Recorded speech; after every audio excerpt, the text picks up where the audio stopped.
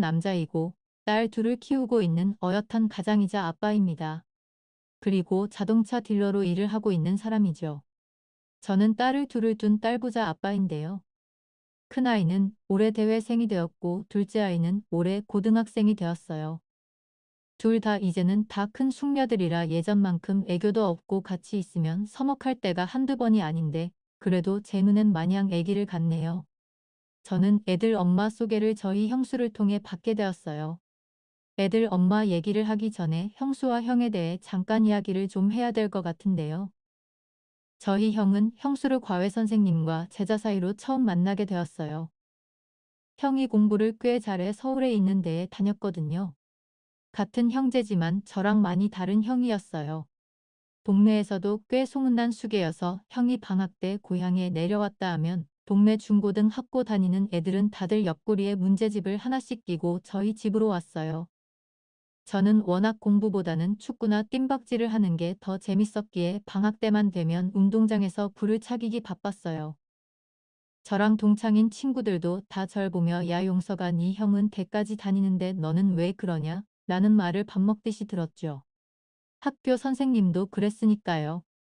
하도 그런 얘기를 귀에 못이 박힐 정도로 들어서 그런가 10대 때는 형이 싫었어요. 형이 딱히 저한테 뭘 잘못한 것도 없는데 그냥 형이 리더라고요. 그러면서 동시에 형을 선망하기도 했죠. 저희 부모님은 두 분 다시 분들이셔서 그런가 공부는 지가 알아서 해야 된다라는 마인드를 갖고 계셔서 딱히 저한테도 공부하라는 소리는 안 하셨어요. 되려 농사일이나 배워서 일손 하나 더 생기면 좋다고 하셨던 분들이거든요. 저희 어머니도 만날 절 보며 나중에 네 형은 대학교 졸업하고 어디 대기업인가 뭔가 거기에 취직한다니께 농사일은 안 할 거 아니여?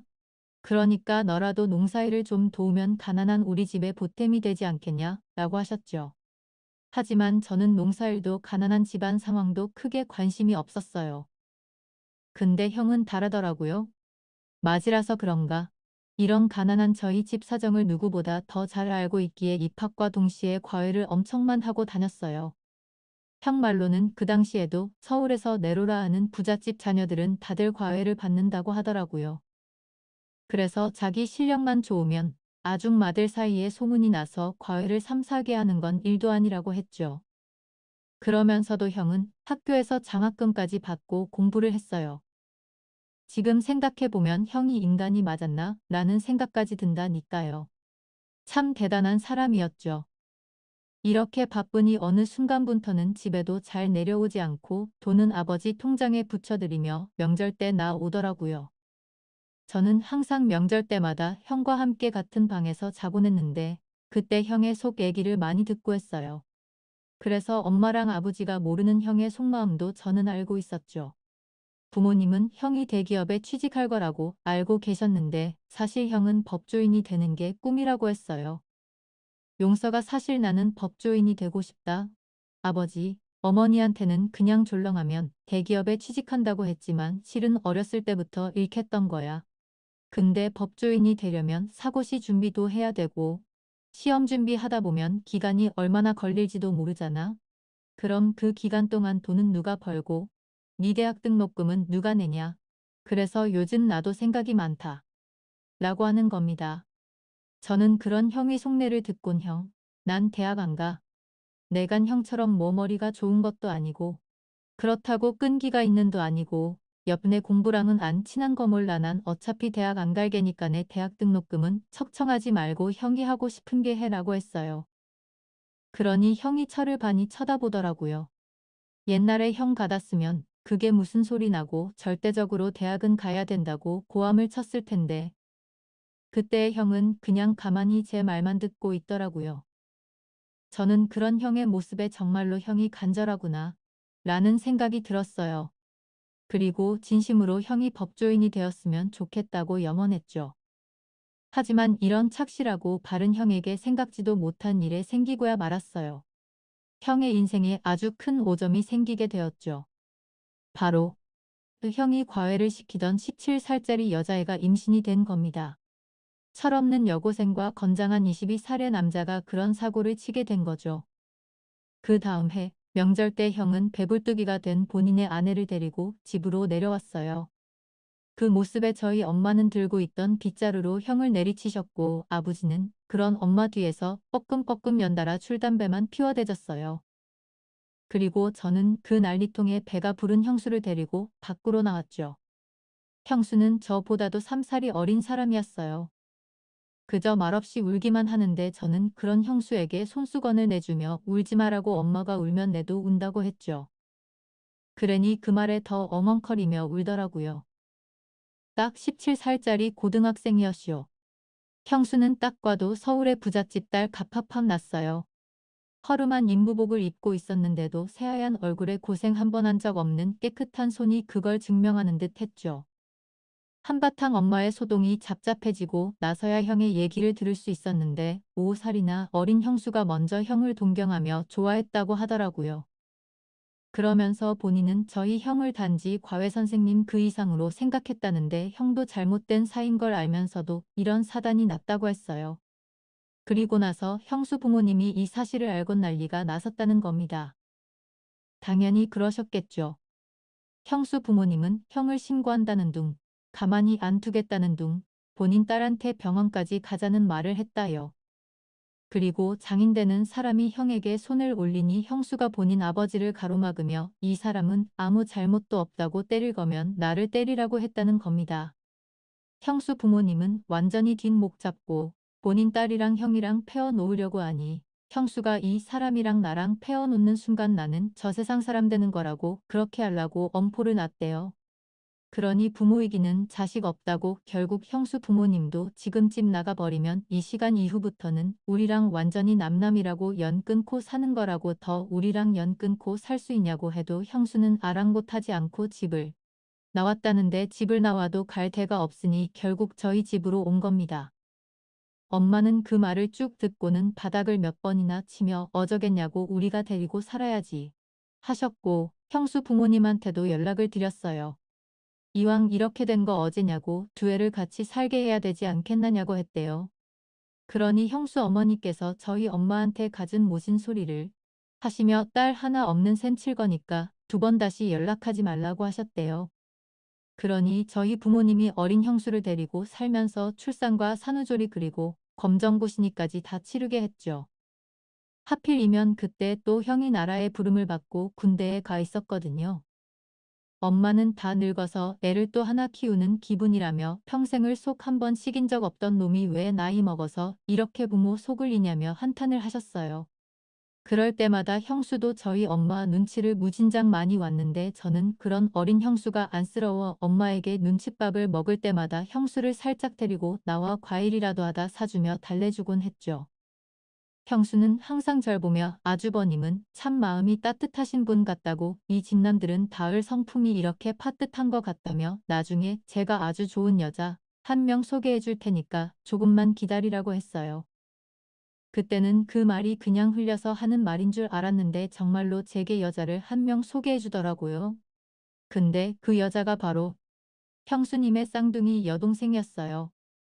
형수님이 조카를 출산하고 3년 뒤 20살이 되었을 때 그때 처음으로 형수님의 쌍둥이 여동생이 저희 집에 찾아왔어요. 그 동안에는 형수님과 전화와 편지로만 서로 연락을 주고 받았는데 쌍둥이 여동생이 20살이 되면서 집으로부터 조금 자유로워져 제일 먼저 본인 언니를 보은 거였죠. 둘이 사이가 얼마나 좋은지 서로 보자마자 부둥켜 안고 우는데 저 어린 것들이 얼마나 보고 싶었으며 저럴까 하는 생각까지 들었어요. 그리고 나서 형수님이 쌍둥이 여동생이 저희 집에서 며칠 있다가 간다고 했는데 그때 형수님이 조심스럽게 본인 동생이 어떠냐고 물어보더라고요. 사실 처음에는 별 생각이 없었는데 형수님과는 정반대의 성격이었던 여동생이 점점 맘에 들기 시작했어요. 같은 쌍둥이인데도 저희 형수님은 대차고 씩씩했는데 여동생은 조용조용하며 굉장히 사근사근한 성격이었어요. 저도 이런 형수님의 동생한테 마음이 뺏겼고 곧 제 아내기 되었죠. 저희는 말 그대로 겹사 돈이 되어버린 겁니다. 전 아내와 딱 4년 연애하고 청혼을 했어요. 그리고 처갓집에 결혼 허락을 받으러 갔는데 장인어른과 장모님은 왼수 같은 인간들에게 두 딸을 다 뺏겼다며 아내에게도 어떻게 너마저 저 집안 남자랑 결혼을 하겠다고 해? 네 언니가 그러자고 하디? 그 양마 같은가 아주 지 동생까지 망쳐 놓으려고 작정을 했구나. 너는 절대 안 된다. 죽어도 안 돼요 라고 하셨죠. 저는 어떻게든 장인어른과 장모님의 마음을 돌려놓으려고 부단히도 외를 썼고 드디어 제 진실을 알아주신 장인어른께서 6개월 만에 결혼 허락을 해주셨어요. 그리고 결혼식도 제대로 올리라고 하셨죠. 첫째 때는 결혼식 하나 제대로 못 해준 게 천추의 한이라고 하시면서요. 그때 처음 양가 부모님이 상견례를 하시면서 얼굴을 보게 되었어요. 그리고 저희 형수님 또한 7년 만에 본인 부모님을 보게 되었는데 아주 다행히도 장모님이 형과 형수를 용서해 주시더라고요. 장모님은 생각보다 둘이 잘 살고 있었다면 되려 좋아하셨어요. 아주 우여곡절이었지만 해피 엔딩이었죠. 그리고 영원히 해피엔딩일 줄 알았던 제 인생에 말도 안 되는 일이 생기게 되었습니다. 저희 부부와 형네 부부는 3달에 한 번씩은 꼭 국내 여행을 같이 가곤 해요. 저희 딸들과 조카딸도 서로 자매처럼 잘 지냈기에 같이 모이고 뭉치는 걸 잘 했어요. 그리고 무엇보다 대기업에 다니는 형이 회사에서 콘도면 놀이동산 티켓이며 직원들한테 많이 나눠줘서 그 덕을 저희 가족도 같이 요곤 했죠. 그러던 2017년 여름 휴가 때 저희는 또 같이 휴가를 가기로 했어요. 이번엔 부부끼리만 가게 되었는데 애들은 머리가 크다 보니까 다들 바빠서 못 간다고 했죠. 그래서 하는 수 없이 저희끼리라도 가자고 했고 강원도로 동해바다를 보러 가자고 했어요. 그리고 저는 그날 일찍 퇴근을 해 먼저 가서 낚시라도 하고 있겠다고 했는데 집에서 살 일을 하는 형수님이 자기도 먼저 가서 식사랑 이것저것 준비를 하고 있겠다며 같이 가자고 하더라고요.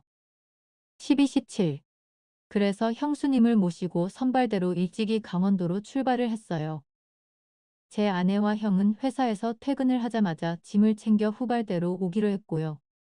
저는 숙소에 도착을 하자마자 낚시대를 챙겨 바다로 갔는 일마한데 비가 쏟아지더라고요. 그래서 낚시도 못하고 바로 숙소로 돌아왔어요. 그러니 형수님은 벌써 저녁 준비를 다 해놓으셨더라고요. 저는 점점 굵어지는 빗줄기의 아내와 형이 걱정이 돼 아내에게 연락을 했고 조심히 천천히 오라고 했어요. 근데 순간 아내의 비명소리가 들리는 겁니다. 그리고 이내 형의 으악을 하는 소리가 들리는데 전화까지 끊겨져 버렸어요. 저는 끊긴 전화를 붙잡고 계속 여보세요, 여보세요 라고 하나 형수님도 놀란 눈을 하곤 제게 다가와 왜 그러냐고 하는 겁니다.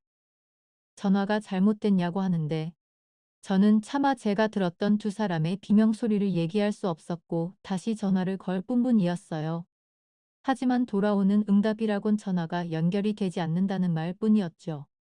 그 순간 얼마니 심장이 뛰고 손까지 벌벌 떨리는지 저는 그 자리에 섰고 상처럼 굳어 아무것도 할 수가 없었어요. 몸이 움직이지 않았죠. 이런저런 이상하게 생각한 형수님은 제 핸드폰을 빼서 제 아내에게 전화를 걸었고 제 아내가 전화를 받지 않으니 저희 형에게 전화를 걸어 확인을 했어요. 근데 두 사람 모두 전화를 받지 못한다는 말뿐이었죠. 그리고 일시 뒤 병원 응급실에서 보호자를 찾는 연락을 받았고 저와 형수님은 제정신이 아닌 상태로 응급실에 가게 되었습니다. 그리고 보게 된 제 아내와 형의 모습. 형은 차가운 곳에 하얀 천으로 덮여져 있었고 제 아내는 중환실에서 호흡기를 달고 있었는데 제가 보고 있는 그 모습이 말 그대로 그 상황을 말해주고 있었죠. 저희 형은 사고가 난 후에 그 자리에서 즉사를 하였고 아내는 의식불명의 중상을 입었다고 했시오. 저는 그 모습의 바닥에 주저앉아 짐승처럼 울어댔고 이건 꿈이라며 제 방을 때렸어요. 옆에 있던 형수님도 철을 붙잡고 오열을 하는데 제정신이 아니었죠. 병원에서 사고 경위를 말해주는데 제대로 들리지도 않았어요. 나중에 제대로 들은 이야기인데 그날 기억수같이 내린 깜깜한 날 반대편에서 오던 레미콘 트럭이 빗길에 미끄러지면서 저희 형과 아내가 타고 있던 차를 정면으로 박았대요. 그러면서 차가 완전히 형체도 못 알아볼 정도로 찌그러졌다고 했죠. 나중에 들은 사고 경위도 감당하기 힘들 정도였어요. 형은 그날 바로 장례를 치렀는데 솔직히 저는 아무런 생각이 나지 않아요. 저한테는 너무 감당할 수 없던 사실이었고 아내마저 중환자실에 누워 있다는 사실이 저를 더 힘들게 했거든요. 그리고 딱 1달 후 저희 아내마저 세상을 퍼나게 되었습니다. 너무 가슴이 메었던 게 아무런 손도 쓰지 못한 채 아내를 보내준 것 같아 그게 아직까지도 응어리처럼 남아있어요. 그리고 아내의 마지막 장례식 날 밤에 형수님이 저를 쉬는 방으로 부르더라고요. 저는 그런 형수님의 부름에 아무런 생각 없이 팔아 들어갔고 왜 그러시냐고 했어요. 그러더니 갑자기 형수님이 제 손을 꽉 잡는 겁니다. 그러면서 서방님, 우리 딸 예림이랑 저 좀 서방님이 품어주세요. 라고 하는데 그게 무슨 말이냐고 했어요. 그러니 우리 약속 하나만 해요. 나는 내 남편과 동생을 잃었고 서방님은 아내와 형을 잃었잖야요. 그러니까 우리는 이제 같은 아픔을 지닌 사람이에요. 이런 우리가 아이들을 위해서라도 서로 부모가 되어줘요. 나는 후리 조카 딸들의 이모이자 엄마가 되어줄 테니까 서방님은 우리 딸한테 작은 아빠, 이자 아버지가 되어주세요. 그래야 우리 애들들이 엄마, 아빠의 빈자리가 느껴지지 않게 잘 클 것 같아요. 우리 딸이 시집을 가면 서방님이 우리 남편 대신 혼주석에서 아빠 노릇 좀 해주고 나도 우리 조카들 시집하면 내 동생 대신 내가 엄마 노릇 해줄게요. 그러니까 우리 서로 애들에게 부모가 되어줘요. 살면서 저랑 서방님이랑 아무리 서운하고 섭섭한 일이 생겨도 아이들이 엄마, 아빠를 그리워할 때는 그때만큼은 애들을 위해서 엄마 노릇 아빠 노릇 좀 해줘요 우리. 그래야 우리 새끼들이 덜 힘들어할 것 같아요 라고 하는데 그 말을 듣고는 형수님 손을 더 꼭 잡은 채 고맙다고 나는 그런 생각까지 못했다며 꺽꺽거리고 울었어요. 내가 우리 형에게 부끄럽지 않게 최선을 다해 조카한테 아빠 노릇 해주겠다고 약속을 했죠. 그리고 형수님 또한 제 아내를 대신해 저희 딸들에게 엄마 노릇을 해주겠다고 하더라고요. 그렇게 저는 아내의 영정사진 앞에서 형수님과 함께 약속을 했어요. 당신이 하늘에서 걱정하는 일 없게 우리 말들 잘 챙기겠다고요. 그러니까 너무 걱정하지 말고 편히 눈 감아도 된다고 했어요. 저희 아내와 형은 같은 납골당에 안치가 되었는요. 아내나 형이 보고 싶을 때마다 가서 같이 보고 오곤 해요. 아내랑 형 둘 다 거리선 아프지 말고 고통 없이 휠휠 날아다녔면 하는 마음뿐입니다. 아내가 간지 3년이나 흘렀는데요. 아직까지도 제 걸에 아내가 있는 것만 같아요. 저한테 잡시리를 할 것만 같고 저에게 마늘 먹으라고 할 것만 같죠. 근데 평생 이렇게 그리워하며 살 것만 같아요. 그리고 저는 형수님의 약속대로 형의 조카를 사랑했던 것처럼 저도 조카에게 무한한 사랑을 주고 있어요. 그리고 한 번씩 조카와 조카 남자친구를 불러 밥도 사주곤 한죠. 조카 남자친구를 아주 매의 눈으로 보고 있는 중입니다. 그리고 형수님 또한 저희 딸들과 함께 한 달에 한 번씩 같이 시간을 보내고 계세요. 미용실을 갈 때도 있고 쇼핑을 갈 때도 있는데 저희 애들 엄마가 애들이랑 같이 했었던 걸 폭 똑같이 해주시고 계시더라고요. 저번엔 저희 둘째 딸이 제게 이런 말을 했어요. 엄마가 보고 싶을 때마다 이모를 보면 엄마를 보고 있는 것 같아서 너무 좋다고요. 엄마랑 이모랑 쌍둥이다 보니까 이모를 보면 마치 엄마가 살아 돌아온 것 같다고 하는데 그 말을 듣고 가슴이 무너지는 것만 같았어요. 이 어린 아이가 그런 생각을 하고 있었다는 게 너무 미안하고 가슴이 아팠죠. 제가 형수님한테도 이 얘기를 해주니 형수님은 되려 좋아하시며 제가 그렇게라도 우리 조카 딸들 마음을 위로해 줄 수 있다는 게 너무 행복하네요. 라고 하시더라고요. 형수님 덕분에 저희 딸들이나 조카딸이 이별의 아픔을 더 빨리 치유한 것 같아 정말 다행이라 생각이 들어요. 엄마 아빠를 일찍 여의 아이들 치고는 표정이 정말 밝고 항상 긍정적이거든요. 형수님이 정말 큰 혹을 하신 것 같아요. 어서면 아내를 잃었다는 슬픔과 형을 잃었다는 슬픔으로 형수님과 더 멀어질 뻔했었는데 이런 제안을 제게 해주셔서 더욱더 가족이 굳세진 느낌이 들었죠. 형수님이 저보다 나이는 3살이나 어리지만 생각하는 저보다 더 어른 같았어요. 사실 어느 누구에게도 제 이런 속사정 그리고 가슴 아팠던 일들을 자세하게 얘기해 본 적이 없었는데 이렇게 속 시원하게 얘기하다 보니 마음이 조금은 풀릴 것 같아요. 제 변변찮은 이야기 들어주시고 읽어주셔서 감사하고요. 만약 저처럼 가족을 잃은 분들이 계시다면 부디 잘 이겨시고 치유하셨으면 좋겠습니다.